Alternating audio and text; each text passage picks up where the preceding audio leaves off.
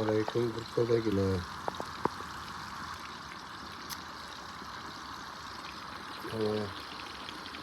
Sizlarga aytsam baribir mana deb vaqt topolmaysizlar, ishda bo'lasizlar, uyda oshposh zakasi olib qo'ygan bo'lasizlar. O'shaning uchun men oxiri o'zimga o'zim uyushib qo'ya qoldim bugun.